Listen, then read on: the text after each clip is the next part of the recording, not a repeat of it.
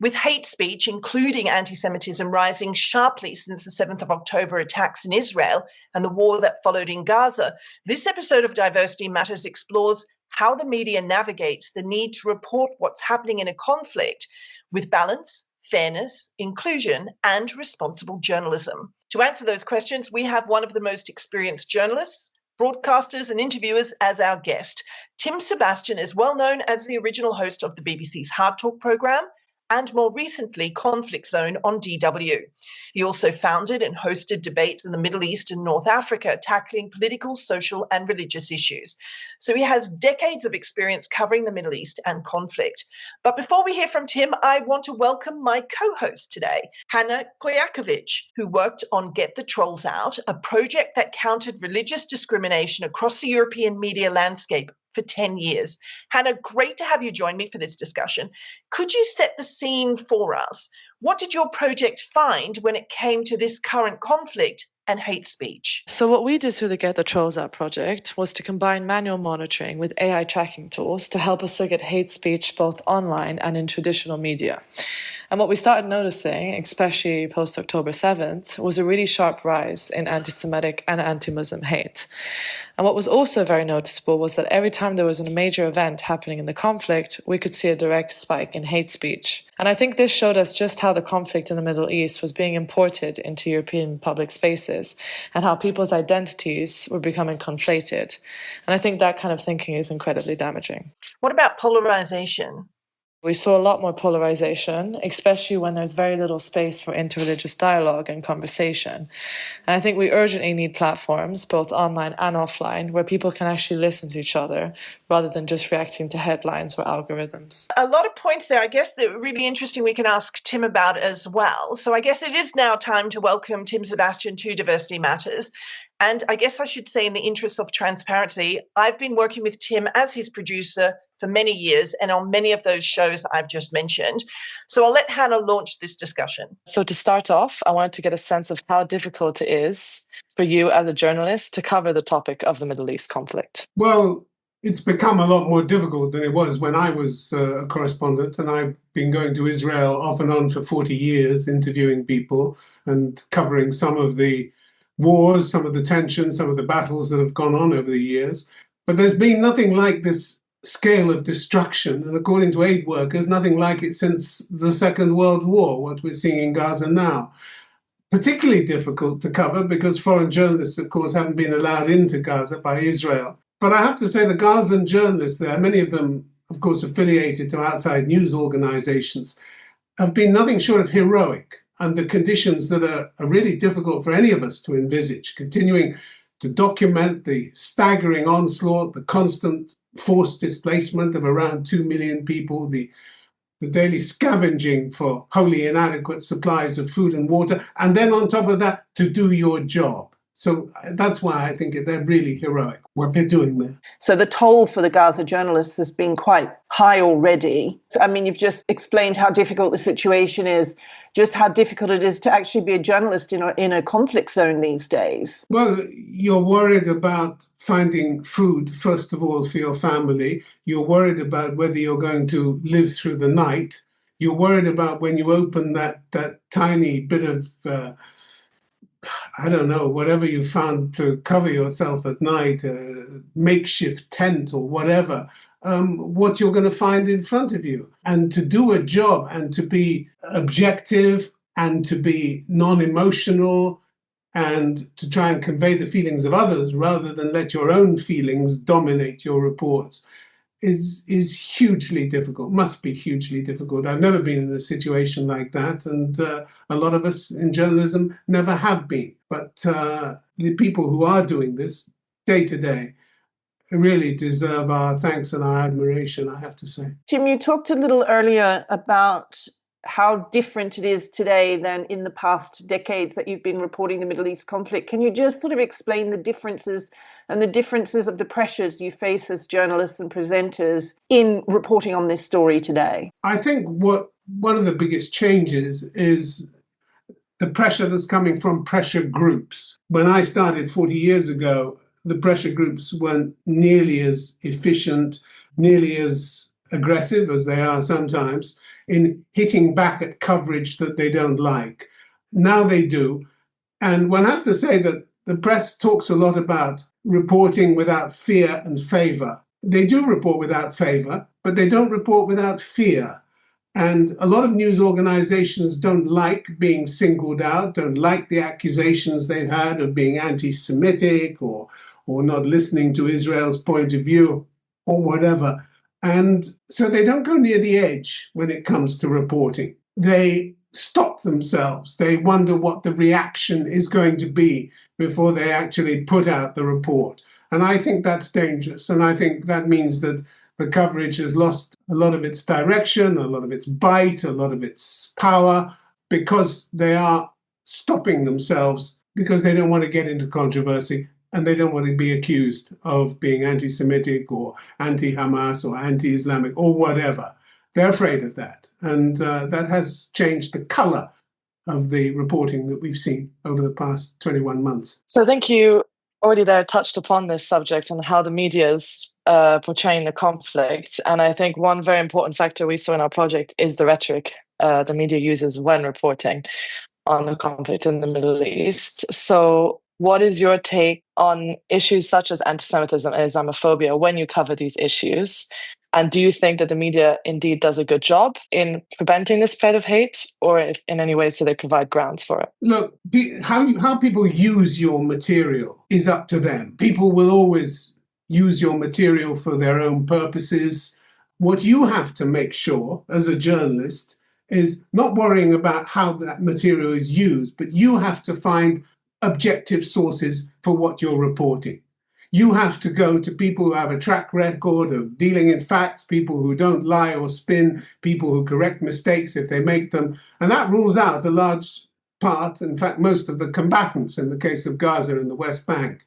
You can go, for instance, to the Israeli human rights groups like B'Tselem and Yesh Din.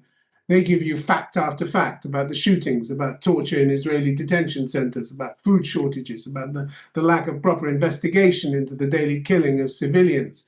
The Israeli government hates them, but they know deep down that these people are telling the truth, so they allow them to keep going.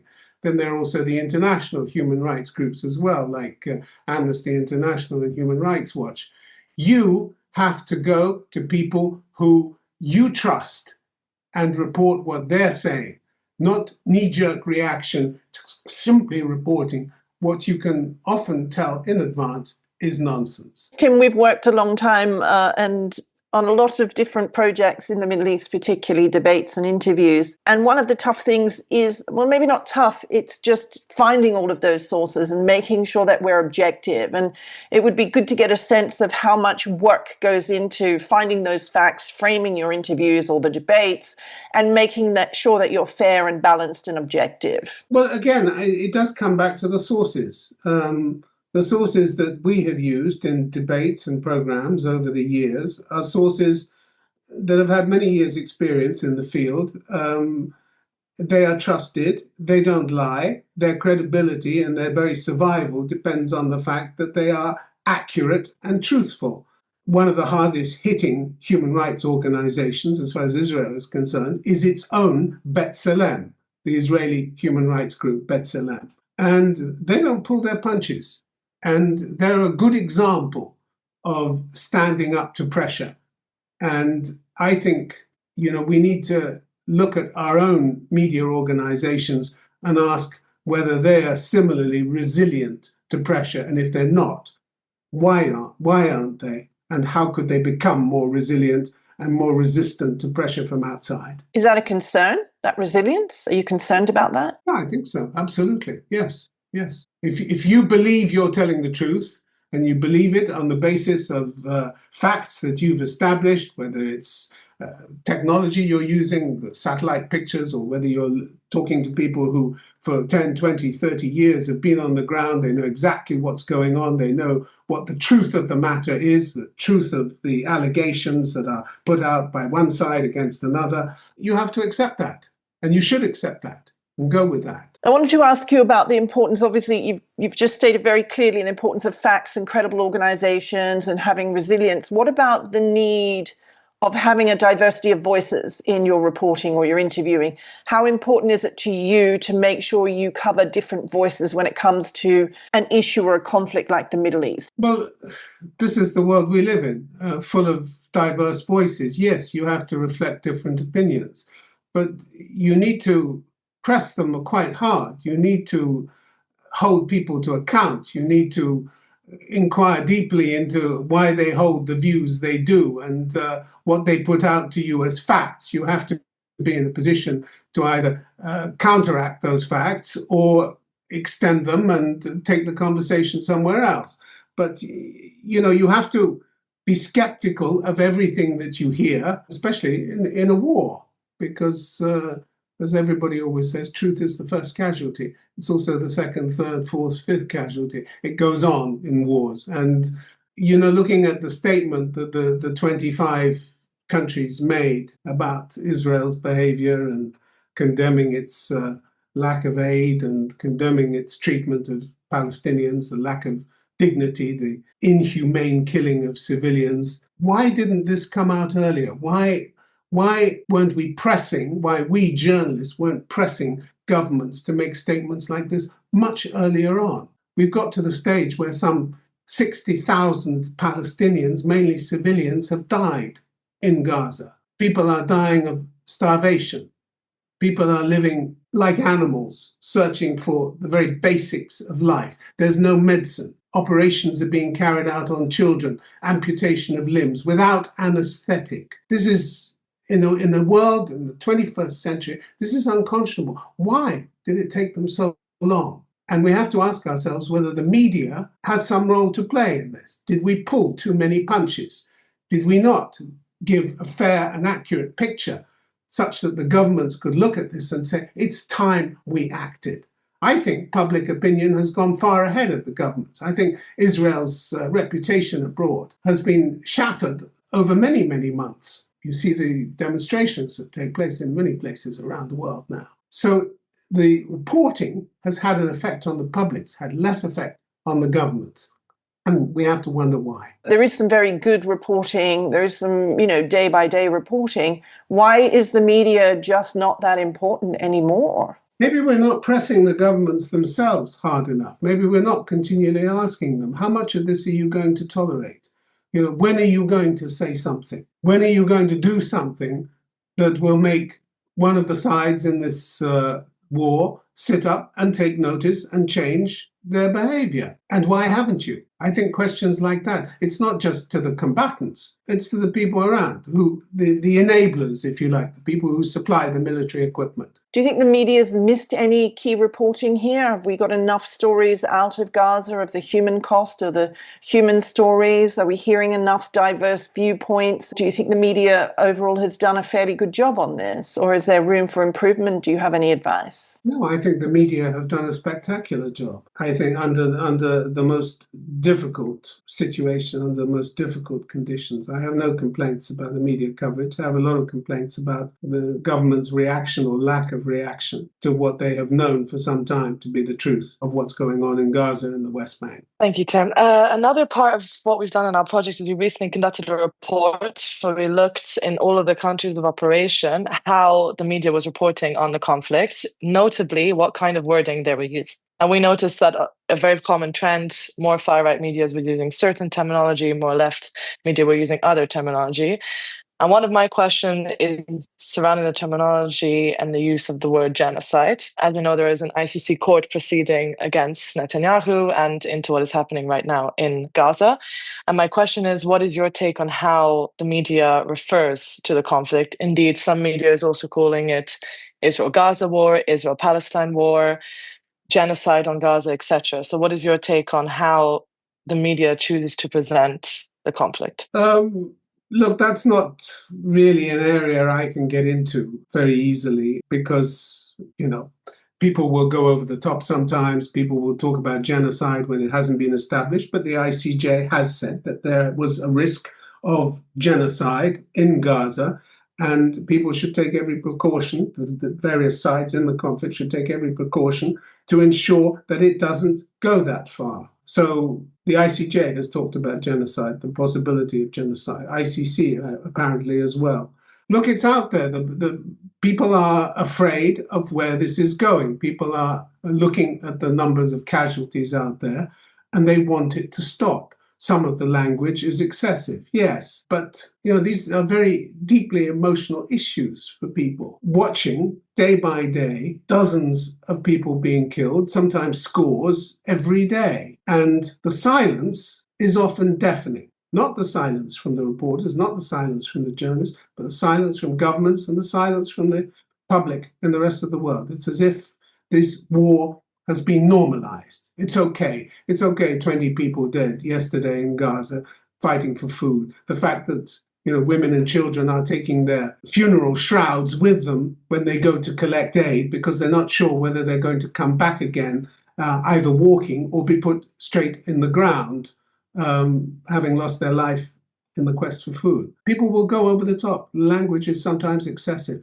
but so is what is going on on the ground. My question is very much related to what we're seeing also in our project, what we've seen through monitoring, which is how to navigate the challenges when reporting on Middle East conflict, where to avoid conflating political position with religious or ethnic identity, specifically the role that journalists and media professionals play in preventing this kind of conflation from fueling polarization or hate. The media can't go along with that. I mean, the media has to stay away from that.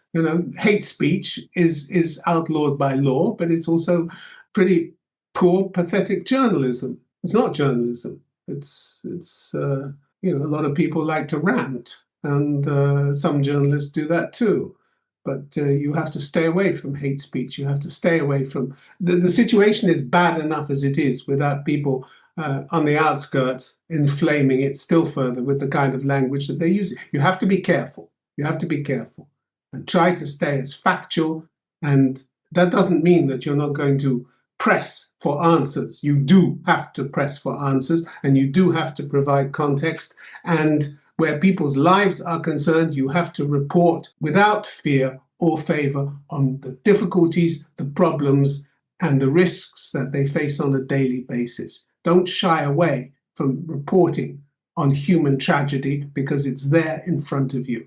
Report it, but don't stir it up linguistically. Is it the media's role to kind of counter that at all, do you think? The hate speech? Do we need to be more careful who we interview, how we do other things where it may not be intentional, but it comes into interviewing or whatever, depending on guests? Do we need to be more selective of who we book as our guests when we're doing interviews and things like that, do you think? Look, I think one of the questions you have to ask yourself when you're deciding who to interview is what you're going to get out of it. And if you're just going to get a rant and you're going to get hate speech, don't do the interview. If you're going to get something productive and you can open up a productive line of inquiry in the interview, then do it. But just to sit and listen to somebody ranting and lying, as is often the case, doesn't bring anything to the audience, doesn't bring anything useful to the audience. Yes, it may be their point of view, but you don't want to put out just a bunch of lies. And when people are lying, them.